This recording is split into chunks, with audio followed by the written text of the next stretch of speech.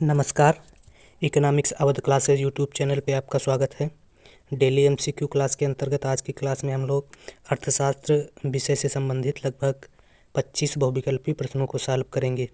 यह प्रश्न TGT, PGT, NET, JRF, KVS, NVS, JIC, LT, Bihar TGT PGT, Madhya Pradesh TGT PGT एवं RPSC first grade एवं second grade exam के लिए महत्वपूर्ण है। तो आज की क्लास में देखते हैं क्या क्या क्वेश्चन हैं और इन क्वेश्चनों को सॉल्व करने का प्रयास करते हैं। 1 नंबर क्वेश्चन, भारत में कृषि वर्ष माना जाता है। ऑप्शन देख लेते हैं क्या क्या है। 1 जनवरी से 31 दिसंबर, 1 अप्रैल से 31 मार्च, 1 मार्च से 30 अप्रैल, 1 जुलाई से 30 जून।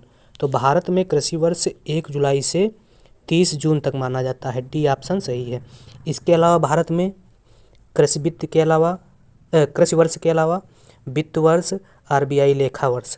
तो वित्त वर्ष कब से कब तक माना जाता है? वित्तीय वर्ष या वित्त वर्ष या फाइनेंशियल ईयर 1 अप्रैल से 31 मार्च तक माना जाता है। और आरबीआई लेखा वर्ष 2021 से आरबीआई का लेखा वर्ष भी 1 अप्रैल से 31 मार्च तक के हो गया है। 2021 से मतलब आरबीआई लेखा वर्ष और वित्तीय वर्ष क्या हो गया है? समान हो गया है। अगर 2021 के पहले की बात की जाए तो 2021 के पहले आरबीआई का लेखा वर्ष 1 जुलाई से 30 जून तक था।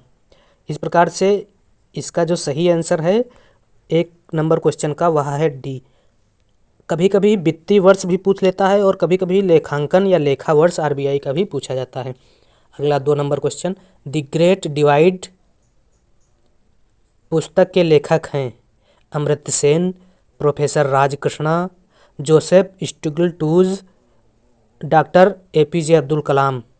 तो जोसेफ स्टिग्लटूज जो हैं वह द ग्रेट डिवाइड पुस्तक के लेखक हैं। इसके अलावा अमर्त्य सेन की पुस्तक का नाम, अमर्त्य सेन ने कई पुस्तकें लिखी थी।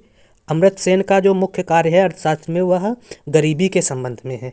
अमर्त्य सेन ने welfare economics, social choice theory नामक किताब लिखी थी।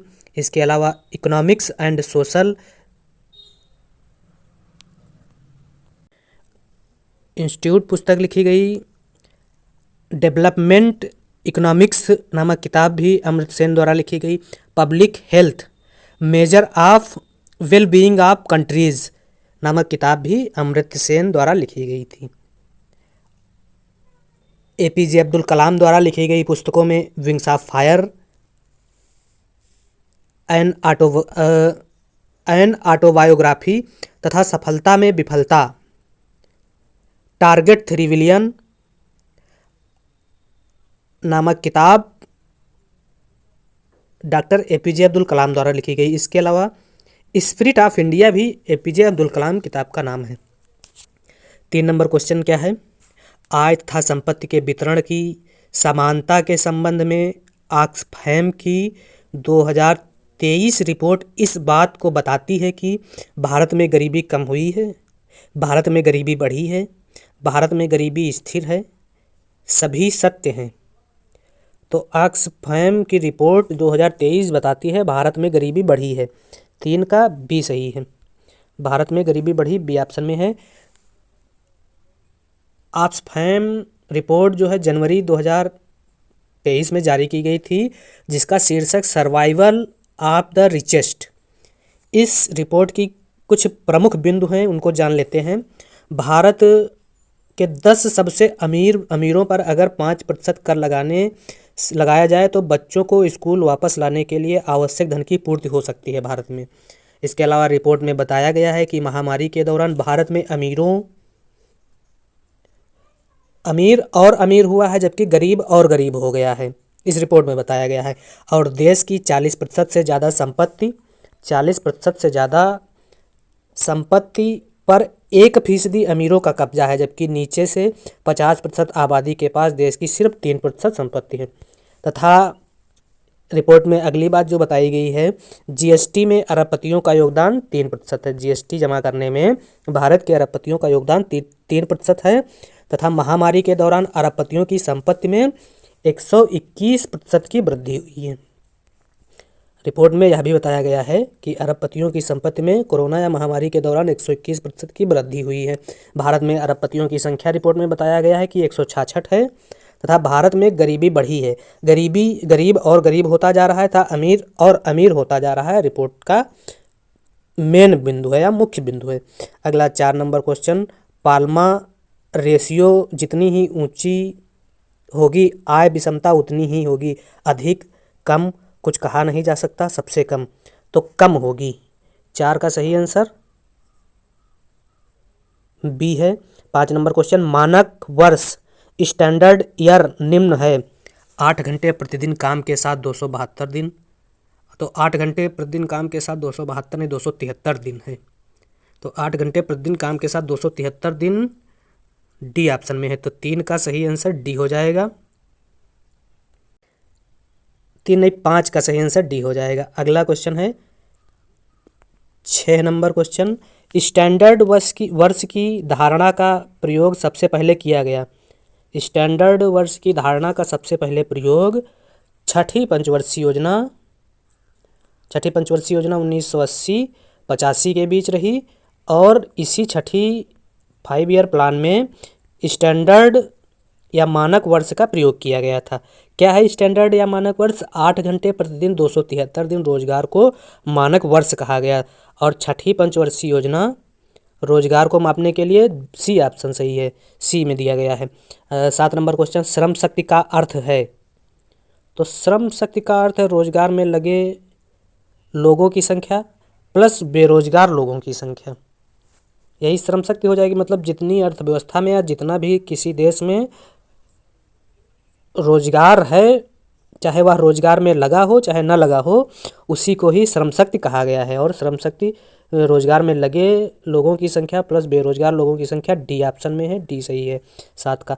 8 नंबर क्वेश्चन, PLFS के अनुसार श्रम शक्ति से आशय है 15 से 64 वर्ष आयु वर्ग की जनसंख्या, 14 से 65 वर्ष आयु वर्ग की जनसंख्या, 16 से 65 वर्ष आयु वर्ग की जनसंख्या, 18 से 60 वर्ष आयु वर्ग की जनसंख्या।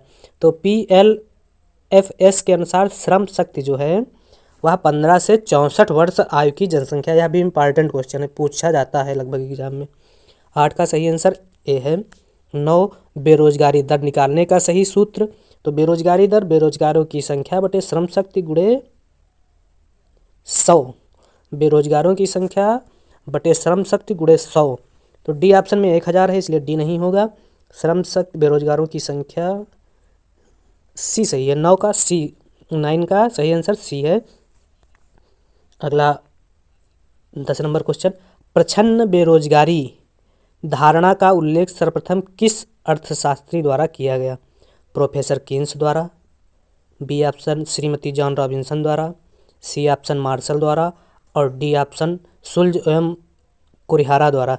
तो प्रच्छन्न बेरोजगारी का प्रयोग जो है सर्वप्रथम श्रीमती जॉन रॉबिन्सन द्वारा किया गया था। क्या है प्रच्छन्न बेरोजगारी या छिपी हुई बेरोजगारी या अदृश्य बेरोजगारी? जब श्रमिक की सीमांत उत्पादकता शून्य होती है तो उस श्रमिक को प्रच्छन्न बेरोजगार कहते हैं। या कह सकते हैं व्यक्ति काम में तो लगा है पर उसके रहने या न रहने से उत्पादन पर कोई प्रभाव नहीं पड़ता है, तो उसको जब काम से निकाल दिया जाता है तो उत्पादन वैसे ही बना रहता है और वह काम में रहता है तब भी उत्पादन वैसे ही बना रहता है। तो ऐसे व्यक्ति को क्या कहते हैं? अदृश्य बेरोजगार या प्रच्छन्न बेरोजगार कहा जाता है। और प्रच्छन्न बेरोजगारी की अवधारणा सर्वप्रथम श्रीमती जॉन रॉबिन्सन द्वारा दी गई थी। तो जॉन रॉबिन्सन बी ऑप्शन में है, तो इसलिए इसका 10 का सही आंसर बी है। अगला 11 नंबर क्वेश्चन, निम्न में विकसित देशों में प्रायः कौन सी बेरोजगारी देखने को मिलती है? घर्षण जनित बेरोजगारी, प्रच्छन्न बेरोजगारी, मौसमी और चक्रीय बेरोजगारी। तो विकसित देशों में घर्षण और चक्रीय बेरोजगारी देखने को मिलती है। घर्षण और चक्रीय बेरोजगारी 1 और 4 में दिया गया है। 1 और 4 1 और 4 बी ऑप्शन में दिया गया है, बी सही हो जाएगा। घर्षण जनित बेरोजगारी क्या है? घर्षण बेरोजगारी पूर्ण रोजगार की स्थिति में बनी रहती है। ऐसा व्यक्ति जो एक रोजगार को छोड़कर दूसरे रोजगार में जाता है तो दोनों रोजगारों के बीच की अवधि में जब वह बेरोजगार होता है तो ऐसी बेरोजगारी को घर्षण जनित बेरोजगारी कहा जाता है। और घर्षण जनित बेरोजगारी विकसित देशों में पाई जाती है। इसके अलावा चक्रीय बेरोजगारी क्या है? ऐसी बेरोजगारी जो समग्र मांग में कमी तथा निष्क्रिय उत्पादन क्षमता के कारण हो और मांग की वृद्धि के साथ समाप्त हो जाए, ऐसी बेरोजगारी को चक्रीय बेरोजगारी कहते हैं। और चक्रीय बेरोजगारी भी विकसित देशों में पाई जाती है। तो इस प्रकार से घर्षण जनित बेरोजगारी और चक्रीय बेरोजगारी विकसित देशों में पाई जाती है। इसके अलावा प्रच्छन्न बेरोजगारी एवं मौसमी बेरोजगारी विकासशील। अगला क्वेश्चन है 12 नंबर। क्या है 12 नंबर क्वेश्चन? ऐसे व्यक्ति जो बाजार में प्रचलित मजदूरी पर कार्य करने के लिए तैयार हैं और उन्हें रोजगार नहीं मिलता है, उन्हें कहते हैं। तो ऐसे व्यक्ति जो बाजार में प्रचलित मजदूरी पर कार्य करने के लिए तैयार हैं और उन्हें रोजगार नहीं मिलता है, उन्हें अनैच्छिक बेरोजगार कहते हैं। क्यों अनैच्छिक बेरोजगार कहते हैं? क्योंकि उनकी इच्छा नहीं है कि वह बेरोजगार रहें, लेकिन उनको कार्य नहीं मिल रहा है इसलिए वह बेरोजगार हैं, तो उन्हें अनैच्छिक बेरोजगार कहते हैं। अगला 13 number question. Professor Amartya Sen ने प्रच्छन्न बेरोजगार को कहा श्रम अतिरेक के रूप में, अदृश्य बचत संभावना के रूप में, पूंजी निर्माण के स्रोत के रूप में, मानवीय श्रम घंटे के आधिक्य के रूप में। तो प्रोफेसर अमर्त्य सेन ने प्रच्छन्न बेरोजगारी को मानवीय श्रम घंटे के आधिक्य के रूप में व्यक्त किया था। 13 डी सही है। अगला 14 नंबर क्वेश्चन। निम्न में से कौन सा अर्थशास्त्री प्रच्छन्न बेरोजगारी की धारणा का कटु आलोचक है? John Robinson. तो जॉन रॉबिन्सन प्रच्छन्न बेरोजगारी के प्रतिपादक अर्थशास्त्रियों में हैं। शुल्ज एवं कुरिहरा। तो शुल्ज एवं कुरिहरा जो है वह प्रच्छन्न बेरोजगारी की अवधारणा के कटु आलोचक हैं। बी सही है 14। अगला 15 number question. Wage goods model किसके द्वारा दिया गया? वकील एवं Brahmananda, Amartya Sen, Paul Romer, professor Rajkrishna. तो वेज गुड्स मॉडल वकील एवं ब्रह्मानंद द्वारा दिया गया था। 15 ए सही है। 16 निम्न चित्र में प्रच्छन्न बेरोजगारी को दर्शाया गया है। तो इस आरेख में प्रच्छन्न बेरोजगारी L2 L3 द्वारा दिखाया गया है। सी सही है 16 का। 17 नंबर क्वेश्चन।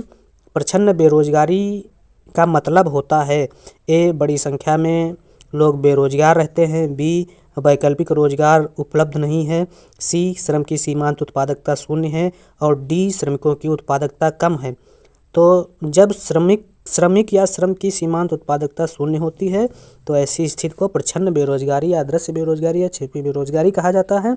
और 17 में यही पूछा गया है, तो सी ऑप्शन सही है। 18 निम्न चित्र में प्रदर्शित है। क्या प्रदर्शित किया गया है?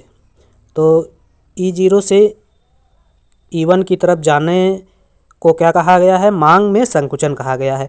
अगर E1 से E0 की तरफ आया जाता तो मांग में विस्तार होता, तो E0 से E1 की तरफ जाने पर मांग में संकुचन कहा गया है। प्रारंभ में जब OP1 कीमत थी,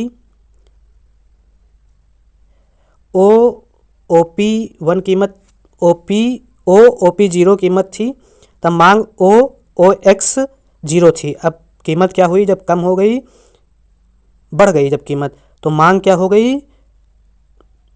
OX1 हो गई। कीमत क्या हुई थी बढ़ के? OP1 हुई थी, तो मांग घट के क्या हुई? OX1 हो गई। तो यह मांग में संकुचन है। अगला 19 नंबर क्वेश्चन। किसी वस्तु की कीमत ₹6 से घटकर ₹4 हो जाती है। इसके परिणाम स्वरूप मांग की मात्रा 10 यूनिट से बढ़कर 15 यूनिट हो जाती है। तो कीमत की लोच का गुणांक ज्ञात कीजिए। तो कीमत लोच